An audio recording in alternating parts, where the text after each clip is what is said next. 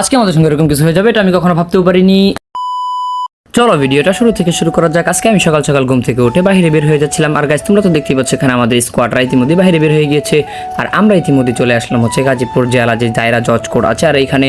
আর guys আজকে ছিল হচ্ছে আমাদের শেষ দিন, আর তোমরা তো দেখতেই পাচ্ছ ইতিমধ্যে আমি ক্যামেরার সামনে চলে এসে একটু বকবক শুরু করে দিলাম।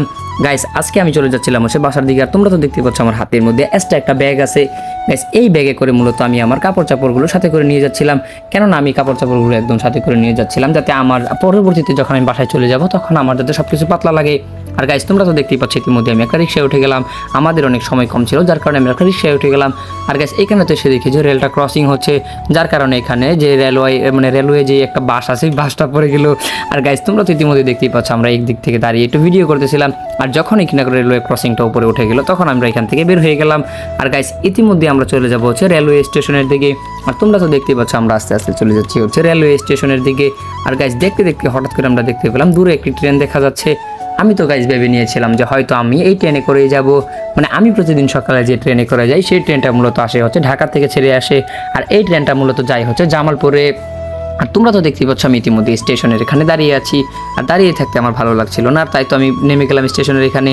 আর গাইস দেখতে দেখতে আমাদের ট্রেনটা চলে আসলো, আর আমি ইতিমধ্যে ট্রেনের উপরে ট্রেনে উঠে বসলাম।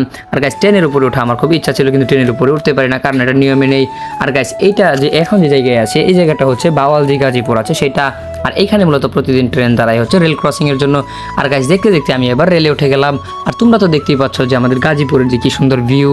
আর একটা কথা আছে যে টিকটকে একটা কথা খুব প্রচলিত যে গাজীপুর জেলার যে ভিডিও ছাড়লেই নাকি ফর ইউ।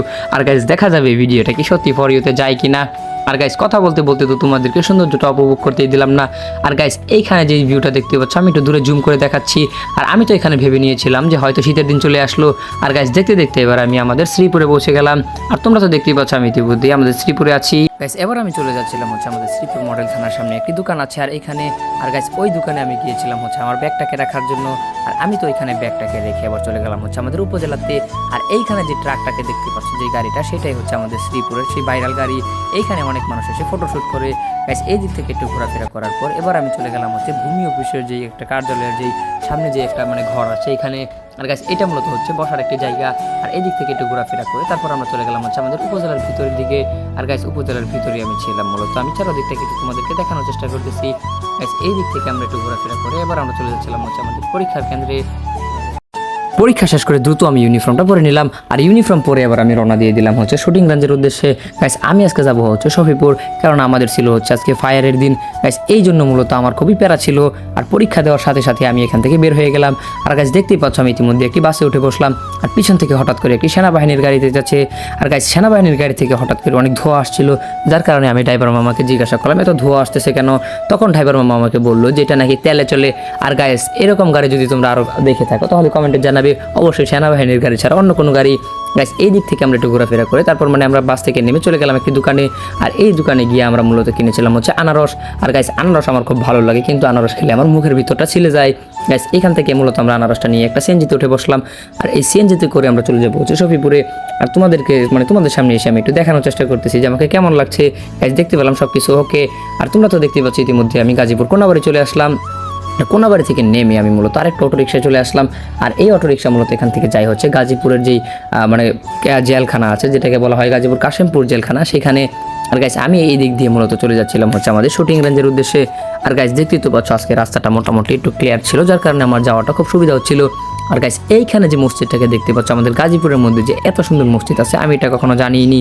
আর গাইস আমাদের গাজীপুরে মূলত অনেক সুন্দর সুন্দর মসজিদ আছে, তোমরা যদি কেউ আমাদের গাজীপুরে মসজিদগুলোকে একটু বিবেচনা করো বা একটু দেখাশোনা করো তাহলে হয়তো তোমরা জানতে পারবে যে কত বড় বড় মসজিদ আছে।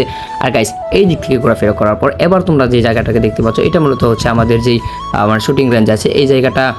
এইটা দেখতে দেখতে এবার আমি চলে আসলাম হচ্ছে আমাদের যেই শুটিং রেঞ্জের ভিতরে। আর তোমরা তো ইতিমধ্যে দেখতে পাচ্ছ আমি এবার শুটিং রেঞ্জের ভিতরে চলে যাচ্ছি, আর আমরা যে গাড়িতে ছিলাম সকলে আমরা এখানে দুষ্টুমি করতেছিলাম।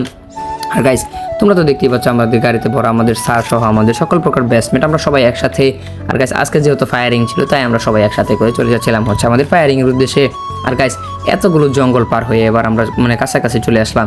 গাইস শুটিং রেঞ্জ ছিল হচ্ছে আমাদের যে ভেতরে ঢোকার পর আরও মনে হয় 3 থেকে 4 কিলো ভিতরে।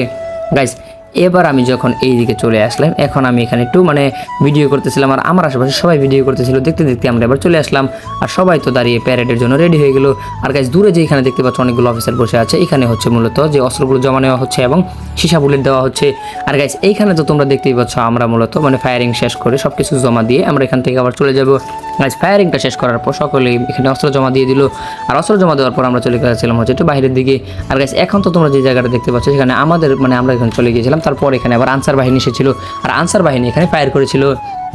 গাইজ দেখতে দেখতে এবার আমি চলে যাচ্ছিলাম হচ্ছে আমাদের মানে যে জেলা কমান্ডেন্ট কার্যালয় আছে সেই কার্যালয়ের উদ্দেশ্যে। আর গাইজ আজকের ভিডিওটা আমি অনেক মানে আমার কথাগুলো অনেক আটকে গিয়েছিল, যার কারণে আমি সকলের কাছে ক্ষমা প্রার্থী। কেননা গাইজ আমি মূলত অনেকদিন ধরে ভিডিও তৈরি করতেছি না, আমি একটু শারীরিকভাবে অসুস্থ, যার কারণে আমি ভিডিও তৈরি করতেছি না। গাইজ তোমরা আবার কোনো কিছু মনে করো না। আর এই দিকে এক আসামি ভাই দেখাচ্ছে hi and tata goodbye. ভিডিওতে লাইক কমেন্ট সাবস্ক্রাইব না করলে বউ কপালে নাই আর মেয়েদের জামাই।